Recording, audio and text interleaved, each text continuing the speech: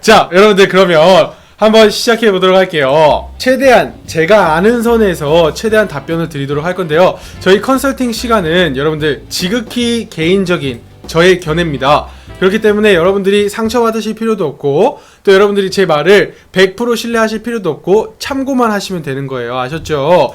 저도 제가 모르는 부분에 대해서 아는 척하면서 답변 드릴 수 없기 때문에 제가 질문에 대답할 수 있는 선에서 제가 최대한 자세히 답변 드리도록 하겠습니다. 자, 그러면 한번 가볼게요, 여러분들. 첫 번째입니다. 누군가를 설득시킬 때요, 어떤 방식으로 접근해야 할까요? 라고 했는데, 제가 여러분들한테 책을 하나를 소개를 해드릴게요. 네, 제가 이 책을 되게 좋아해요. 이것도 저도 그냥 제가 산 게 아니라 누구한테 선물을 받았는데, 읽다 보니까 굉장히 그냥 나쁘지 않더라고요. 책의 제목은 바로 이겁니다. 논리로 설득하고 스토리로 공감하라란 책입니다. 저희가 설득에 대해서도, 저도 이제 엑스포 기획을 하고 하다 보면은 설득해야 될 일도 있고, 그 다음에 사람들을 만나야 될 일도 있고, 굉장히 다양한 사람들을 만나는 일을 하다 보니까 가끔씩은 제가 생각하고 그 다음에 제가 맞다라고 생각하는 거가 다른 사람들한테는 공감이 안 될 때가 되게 많더라고요. 근데 무작정 밀어붙이는 거는 고집이고, 논리적으로 설득하고 스토리로 공감하라 라는 이 책을 읽으면서 느꼈던 게 뭐냐면, 먼저 저는 진정성이 가장 중요한 것 같아요. 진정성이 가장 중요한 것 같아요. 그래서 누군가를 설득시킨다라는 것 자체가 굉장히 어떻게 보면 부담스러운 단어일 수 있어요. 네, 부담스러운 단어일 수 있다고요. 설득이라는 거는 나의 생각을 누군가에게 전달해서 그 사람이 나한테 동의를 구하게 만드는 게 설득인데, 그 설득이라는 거는 상대방에 있어서 굉장히 부담스러울 수 있는 거고, 그 다음에 저도 누군가에게 설득 당하려면 굉장히 그 사람이 정말로 내가 공감할 만큼의 뭔가가 있어야만 저도 설득을 당하는 편인데, 그래서 누군가를 설득시킨다는 그 마인드를 버리는 게 첫 번째 접근인 것 같아요. 그래서 설득을 하겠다라기보다 내가 가지고 있는 이 진정성을 어떻게 전달할 수 있을까에 포커스를 맞추면 그 진정성이 공감이 되고 소통이 되어졌을 때 설득도 되어지는 거가 아닌가, 저는 이런 생각을 조금 해보거든요. 그래서 그렇다고 제가 이렇게 얘기를 하지만 제가 설득을 잘하냐? 그것도 아니에요. 나도 막상 일을 하다 보면은 이렇게 해야 돼요, 이렇게 좀 해야 돼요, 이렇게 얘기를 할 때가 참 많은데, 그래도 다시 되돌아서 생각해보면 설득시킨다라는 것 자체가 부담스러운 단어가 아닌가, 이런 생각을 좀 해봅니다. 그래서 어떤 방식으로 접근을 해야 할까요? 라고 할 때 저는 제일 먼저 진정성을 가지고 내가 느끼고 있고 내가 생각하고 있는 것을 최대한 효과적으로 어떻게 전달할까를 고민을 해보는 게 가장 첫 번째 접근 방식이 아닌가 싶고요. 그 다음에 그런 걸 고민을 하다 보면 내 의견이 객관적인지 아니면 지극히 그냥 주관적인 건지, 그거에 대한 분별도 생길 거라고 저는 생각을 해요. 그래가지고 여러분들이 설득을 하기 전에 내 의견과 그 다음에 내가 가지고 있는 마인드, 내가 가지고 있는 생각, 의견, 이 모든 것들이 객관적인가, 다른 사람도 공감할 만한 것인가에 대해서 여러분들이 한번 생각을 해보시고, 그리고 공감할 수 있을 것 같아 라는 확신이 들면 진정성을 가지고 그 사람한테 나의 진정성을 어떻게 하면 전달할 수 있을까에 포커스를 맞추는 게, 그게 아마 접근해야 되는 방식이 아닌가 라고 감히 한번 말씀드려봅니다. 자, 두 번째 한번 넘어가 보도록 할게요. 살아가면서 마음속에 늘 가지고 있는 좌우명 같은 게 있나요? 있다면 그 이유는 무엇인가요? 라고 얘기를 했는데, 저희 집에 가훈이 있어요. 가훈. 저희 집에 가훈이 있어요. 가훈이 뭔지 알아요? 저희 집 가훈? 제가 이거 초등학교 때 엄마 우리 집 가훈은 뭐예요? 이러는데 굉장히 막 한자 이런 거 쓸 줄 알았는데 이 얘기를 딱 해주시더라고요. 근데 제가 그걸 인생의 모토로 삼고 있거든요. 바로 이겁니다. 답게 살자요. 답게 살자. 응? 뭐라고? 답게 살자. 그게 무슨 뜻일까요? 그렇죠. 답게 살자. 제가 우리 고딩이 중딩이들한테도 이런 얘기를 많이 하는데, 내가 학생이면 학생답게, 그 다음에 내가 회사에 말단 직원이면 말단 직원답게, 그 다음에 내가 보스면 보스답게, 부모님은 부모님답게, 선생님은 선생님답게, 어른은 어른답게, 구하주는 구하준답게, 나는 나답게. 그래서 여러분들의 신분, 역할, 위치, 자리, 배경, 환경에 맞게 답게 사는 거. 그래서 저는 이런 생각이 들어요. 모두가 우리답게 살 수 있다면,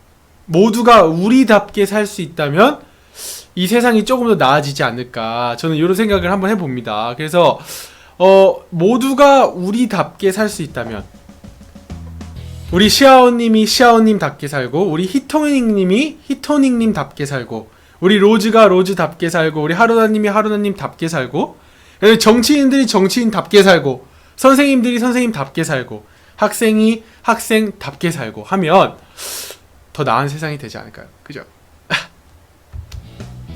우리 띠리몬이 그럼 너무 재미없을 텐데 라고 했는데, 아니, 우리 방 채팅창을 보면 재밌다는 걸 알 수가 있어요. 왜냐면 우리 채팅방에 다 개성이 달라. 근데 다 하진이 같으면 재미없어. 다 하루나님 같으면 재미없어. 또 다 우리 은지 같으면 재미없고, 다 뿌앙이 같으면 재미없어. 근데 뿌앙이라는 애도 있고, 어그로 끄는 애도 있고, 혜원이 같은 애도 있고, 하진이도 있고, 뽀뽀 같은 애도 있고, 로즈 같은 애도 있고, 레오니 같은 애도 있고, 이구구님 같은 애들도 있고, 하르 같은 애, 이러니까 재밌는 거거든요. 그래서 저는 여러분들이 여러분답게 사는 게 가장 중요한 것 같아요. 근데 양갱이가 개개인이 다른 개성이 사라질 수도 있지 않나요? 내가 얘기하는 건 개성이야. 그런데 여러분들, 이게 있어요. 저는 우리 미라클라이브 별풍선 10개 섭을 고맙습니다. 근데 저는 그게 있어요, 여러분들. 우리가 개성이란 걸 존중해 달라고 해서 말단 직원이, 저는 이렇게 위에서 막 누가 시키는 거 딱 질색이에요. 저한테 그렇게 얘기하지 마세요. 제 개성에 맞지 않아요. 난 그것도 맞지 않는 거라고 생각해요. 여러분들 항상 주관을 가지고 있대 객관성이 결여된 주관은 그건 고집이에요, 여러분들. 그래서 나답게 산다라는 게 개성 상실이라고 한 게 아니라, 저는 그냥 우리가 있는 자리에 맞게 객관성을 갖추고, 그 다음에 누구나 그 자리에는 있을 수 있어요. 그렇지만 구하준화하고 내 자신화 시키는 게, 그게 차별성이라고 저는 생각을 해요. 그래서 여러분들한테 제가 맨날 뭐 자기소개서, 면접 이런 것들에 대해서 여러분들이 질문을 많이 해주실 때 항상 하는 얘기가 있어요. 남들이랑 다 똑같이 얘기하고 남들이랑 다 똑같이 자기소개서 쓰면은 왜 뽑겠냐, 나를 차별화할 수 있는 뭔가 무기를 좀 가져야 된다, 이렇게 말 많이 하는데, 그래서 제가 얘기하는 거는 이 자리, 내가 있는 위치와 자리에서 누구나 다 바라고 공감하는 것을 잘 해내고, 거기에다가 플러스 나만 할 수 있는 뭔가의 알파를 더하는 거, 전 그게 답게 살자 아닌가 싶어요. 그래서 이 답게 살자는 고민하면 고민할수록 참 많은 생각이 들게 하는 것 같아요. 그래서 저는 제 아이들이 태어나고 저희 집 가정을 꾸리더라도 저는 답게 살자를 저희 가훈으로 하고 싶어요. 어쨌든 자, 그러면 다음 질문으로 한번 넘어가 보도록 할게요. 다음 질문으로 한번 넘어가 보도록 하겠습니다. 가족의 개념이 바뀌어가는 현대 21세기에 독신주의를 생각하고 있습니다. 부모님이 저에게 가정을 이루기를 압박하시는 건 아닌데 뭔가 그런 분위기가 가끔은 느껴지네요. 저를 생각해야 할까요? 아니면 부모님을 생각해야 할까요? 라고 얘기를 했는데, 이거 어렵죠. 요즘에 시대가 바뀌어가면서 개념도 바뀌어가고 있죠. 요즘에는 핵가족도 아니고 이런 독신, 그 다음에 1인주의가 굉장히 많이 이런 시대의 흐름으로 바뀌어지고 있는데요. 이건 저 개인적인, 지극히 개인적인 생각이에요. 저는 일단 제가 결혼을 하고 싶어요. 일단은 자, 이 질문의 답변을 제가 드릴 때 주관적일 수밖에 없어. 이건 내가 미리 얘기하고 갈게요. 왜냐하면 나 결혼하고 싶다고. 그래서 나는 결혼하고 싶은 사람이기 때문에 독신주의를 그렇게 이렇게 좋아하는 스타일이 아니에요. 왜냐면 나 결혼하고 싶거든. 그래서 일단 이 질문에는 객관적으로 답은 못 드리지만 저는 이렇게 생각해요. 독신주의가 왜 되고 싶은지 모르겠지만 많은 이유가 있겠죠? 뭐 가정에 대한 환경이 안 좋았다던가, 가족에 대한 좋은 추억이 없다던가, 아니면 뭔가 사람에게 상처를 입었다던가, 아니면 이런 여러 가지 이유로 인해서 독신주의가 되겠다라고 얘기를 하셨을 수도 있어요. 이 질문을 해주신 분이. 그런데 저는 이렇게 생각해요. 저는 생명이라는 것 자체가 굉장히 뭔가 뭐랄까 신비한 거라고 생각을 하거든요.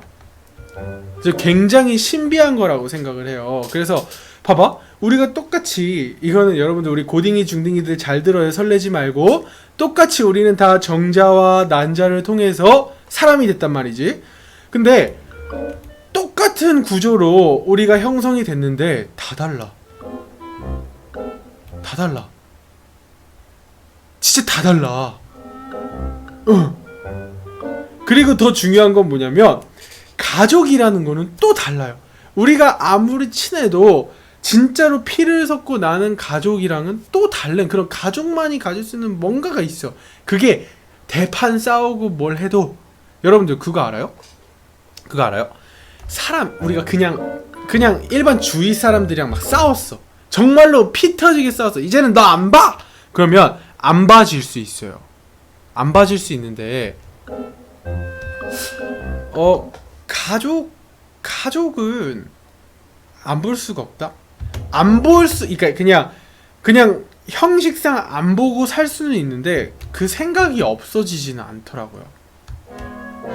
그리고 더 중요한 거는 저는 이런 후대에 대한 생각이 커요. 그래서 난 내 자식을 되게 보고 싶어. 나 일단 내가 낳은 아들, 내가 낳은 딸은 어떻게 생겼을까 궁금해. 안 궁금해요, 여러분들? 난 되게 궁금해. 나같이 공부 안 하면 어떡하지? 이런 생각도 들고, 노는 거 너무 좋아하면 어떡하지? 막 이런 생각도 들고, 그리고 막 나랑 얼굴이 똑같아. 생긴 게 똑같아. 그럼 나 되게 뭔가가 은지야, 드립치지 마라. 오빠 딸이 되고 싶어. 야, 드립치지 마라. 저런 은지 같은 딸 낳으면 나 어떡하지? 이런 생각도 갑자기 들고. 그래서 제가 생각하는 건 뭐냐면, 지금은 독신, 근데 부모님 때문에 결혼을 해야 된다고 생각하진 않아요, 저는. 내가 너무 갑자기 샜어. 미안해. 내가 너무 결혼을 하고 싶어 하는 사람이기 때문에 좀 잠깐 샜어. 미안합니다. 근데 저는 부모님이 압박을 했기 때문에 결혼을 해야 된다고 생각하진 않아요. 네. 왜냐면 결혼이란 건 나와 새로운 가정이 꾸려지는 거기 때문에. 그렇기 때문에 내가 일단 결혼을 하고 싶고 결혼하고 싶은 상대가 있어야 결혼을 하는 거지, 부모님이 막 압박한다고 막 싫어하는 사람이랑 결혼할 수 있는 건 아니잖아. 그건 아니잖아. 어? 그거 아니잖아. 그죠?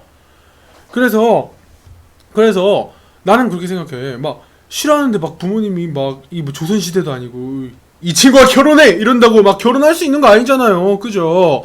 그렇기 때문에 내가 하고 싶은 사람이 생기고 해야 되겠다는 마음이 들면 결혼을 해야 된다고 생각해요. 그 전에 누군가의 외압에 의해서 결혼을 해야 되는 건 아니라고 전 생각을 하고요. 하지만 결혼에 대한 생각은 갖는 것도 나쁘지 않다라는 생각입니다. 그리고 한 가지 더 얘기를 하자면, 결혼을 또 요즘에는 제가 좀 애늙은이적인 성향이 있어서 그런 것도 있는데, 요즘에는 내 인생 내가 사는데 왜 난리예요 이렇게 얘기하지만 저는 이건 확실하다고 생각해요. 결혼은 가정과 가정이 만나는 거예요. 그리고 결혼은 가문과 가문이 만나는 거예요. 그렇기 때문에 아무리 우리가 좋아 죽더라도 그 외에 붙어있는 가족들을 고려를 안 할 수가 없어. 그렇기 때문에, 그리고 또 그 사람이 살아온 그 환경과 배경과 그런 가정의 환경 배경들이 그 사람을 어느 정도 형성을 하기까지의 영향을 미쳤기 때문에, 그렇기 때문에 가족과 가족과의 만남이라고 생각하기 때문에 가족들도 고려를 해야 된다고 저는 생각을 해요. 근데 파워가 지금 돈과 돈의 계약 관계랄까 했는데 그거는 아닌 것 같아요. 물론 한국에서는 돈 문제가 많이 걸려. 근데 그거는 결혼뿐만이 아니라 어떤 만남, 어떤 인간관계를 하더라도 돈 문제는 다 돈 문제로 걸리게 되어 있는 거예요. 그래서 아니 진짜로 여러분들 한번 생각해봐. 나 오늘 굉장히 결혼에 대해서 얘기하다 보니까 자꾸만 새는데, 아니 결혼을 하는데 우리 가족들도 싸워요. 가족들도 서로 싸우잖아. 가족들도 생각이 다 달라서 서로 싸운다니까요. 그렇지 않아? 가족들도 똑같은 유전자에 똑같은 걸 다 받아가지고 태어났는데 이 사람 생각하는 거 다르고 저 사람 생각하는 거 달라요. 그래서 막 싸워. 하물며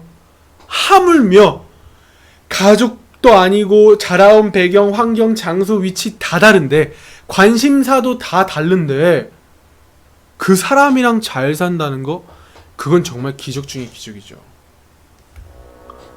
기적 중의 기적입니다. 그렇게 생각하지 않아요? 그래서 요즘에 이혼하는데 가장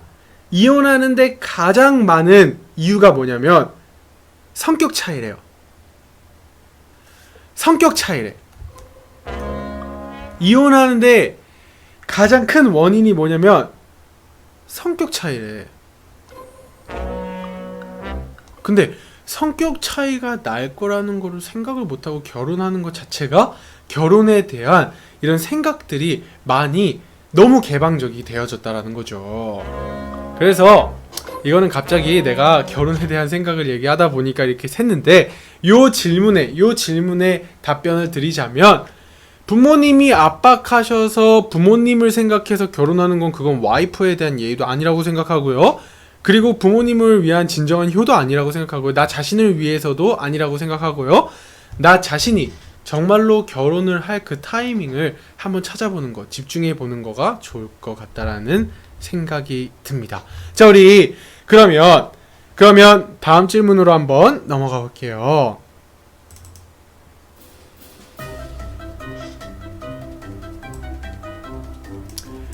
유학생활 4년이면 네이티브 스피커까지는 무리가 있을까요? 했는데, 이거는 개인마다 다 성향이 다르고 차이가 다르죠. 저 같은 경우는 유학 처음 1년 딱 시작했을 때 인종차별주의자를 만나서 제가 그 문제를 해결하려고 정말로 영어를 생존하기 위해서 전투하듯이 배웠거든요. 그래서 저는 1년 만에 어쨌든 영어를 굉장히 제가 잘 자유롭게 구사할 수 있도록 됐어요. 그렇지만 10년을 미국에 있어도 한국 사람들이랑 같이 계속 지내는 사람들은 10년이 돼도 영어를 잘 못해요. 그러면 그거는 내가 미국이나 또는 해외에서 유학을 하고 있을 때 어떻게 그 유학을 내 삶에 적용시키고 그 다음에 어떠한 자세로 유학을 대하느냐에 따라서 저게 4년이면 될 수도 있고 1년이면 될 수도 있고 10년이면 될 수도 있고, 이거는 좀 많이 달라지는 것 같아요. 그래서 그러면 질문을 바꿔 할 수 있겠죠. 어떻게 하면 네이티브 스피커까지 갈 수 있을까요? 라는 질문을 하면 조금 달라지는 내용인데, 그거는 우리 헤이준TV 매일 10시에 생방송으로 진행이 되고 있거든요. 그거 보시면 어떻게 영어를 공부해야 되는지 저희가 방송을 매일 10시에 하고 있어요. 그래서 10시에 저희 방송 꼭 같이 참여해 주시기 바랍니다. 자, 아니 광고해야지. 이럴 때 광고하지 언제 광고하겠어, 그지? 자, 다음 질문으로 한번 넘어가 보도록 할게요. 자, 하고 싶은 게 너무 많아서 고민이에요. 하고 싶다고 다 할 수 있는 나이도 아니고요. 이제 방향을 제대로 정해야 하는데, 적성 검사를 해도 뭘 해도 다 괜찮다고 나오고 어떤 부분을 기준점으로 삼고 정해야 하나요? 여러분들 이게 진짜 어려운 거예요. 이게 아마 대한민국 청년들의 수많은 고민 중에 넘버원이라고 얘기를 해도 될 만큼 많은 청년들이 고민을 하는, 그리고 저 자신도 항상 고민을 하는 그런 질문인 것 같아요. 어떤 부분을 기준점으로 삼고 정해야 하나요? 라고 얘기를 했는데, 저 같은 경우는 제가 항상 얘기하지만 저는 회계 재무를 전공을 하고 있었고요. 회계 재무를 전공하고 있었고, 그 다음에 카투사로 제가 한국에 나와서 군 복무를 하다가 주한 외국대사 동시 통역 일을 알게 됐고, 그래서 그 일을 하면서 제가 교육 문화사업 컨설턴트로 또 활동을 하게 됐고요. 그거를 하다 보니까 문화를 알아야 되겠다 싶어서 제가 배우의 길로 전향을 하게 됐고, 이제 그 배우의 길을 하면서 아프리카 TV라는 걸 알게 돼서 이렇게 방송을 진행을 하고 있는데요. 그런데 이거는 다 달라요. 제가 했던 일들이 다 달라요. 이렇게 지금 질문 주신 분처럼 하고 싶은 것도 많았고 하고 있던 것도 되게 많았었어요. 그런데 제가 한 가지 확실히 가지고 있는 제 마인드가 있어요. 저는 무슨 마인드를 가지고 있냐면, 모두가 제가 교육 사업 할 때도 그렇고 통역할 때도 그렇고 그 다음에 제가 유학을 할 때도 그렇고, 저는 세상에는 100% 인구가 있다라고 하면 1%의 사람들을 위한 1%의 프로그램 속에 나머지 99%를 다 밀어넣는 거야. 다 밀어넣는 거야. 그리고 그 1%를 위한 1%의 프로그램의 99%를 다 밀어넣으니까 99%들이 다 떨어져 나가는 거예요. 그런데 제가 생각한 건 뭐냐면, 나머지 99%도 자신만의 1%가 분명히 있을 것이다가 제가 가지고 가는 인생의 목표예요. 그래서 제가 교육 사업도 뭐냐면, 우리 학생들한테 세상이 말하는 1%가 아니라 너만이 할 수 있는 1%가 뭔지를 찾아봐라 라고 도와주는 게 바로 제 교육 사업의 컨텐츠의 주된 방향이었어요. 그리고 제가 지금 엑스포를 진행을 또 하고 있는데, 요번 엑스포 때 저희가 비전 토크라고 해서 토크 콘서트 같이 저희가 이벤트를 저희가 기획을 하고 있는데, 거기서 주제가 뭐냐면 I am the summit이에요. I am the summit. 그게 무슨 뜻이냐면 21세기에 필요로 하는 신인재상에 대해서 저희가 강연자를 초청을 해요. 근데 그 강연자 카테고리가 원래는 유명하거나 뭔가 이룬 사람들을 초청을 하잖아요. 그렇게 어떤 사회적인 지위 성공을 하신 분은 롤 모델형 강연자로 저희가 섭외를 하고요. 그 다음에 저희 강연자가 또 어떤 강연자가 있냐면 청년들인데 뭔가 자신의 꿈을 위해서 달려가. 그리고 세상에 많은 이런 잣대들 기준에 맞지 않지만 자기가 가지고 있는 확신과 신념을 가지고 밀고 나가면서 어느 정도 이런 엔진을 굴려서 이런 성장 가속도가 붙은 청년들을 저희가 청년 강연자들을 모집해요. 지금 섭외를 하고 있어요. 그걸 ING형이라고 해요. ING형. 현재 진행형. 그래서 제가 여러분이랑 저는 맨날 현재 진행형이라고 얘기하잖아. 그래서 ING형 강연자들을 저희가 섭외를 하고 있고, 그 다음에 세 번째 카테고리가 뭐냐면 미래 주역형이에요. 그게 뭐냐면 바로 청소년들이에요.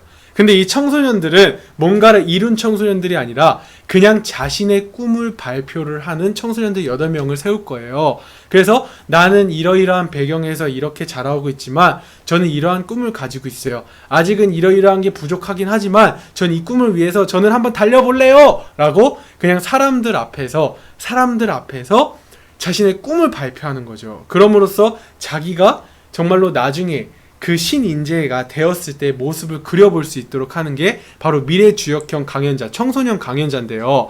왜 이 얘기를 하냐면, 지금 여기서 어떤 부분을 기준점으로 삼고 정해야 되냐라는 거는 단순히 일적인 부분이 아니라는 거예요. 제가 얘기하는 건 내가 인생을 살아가야 될 그 목표가 뭔지를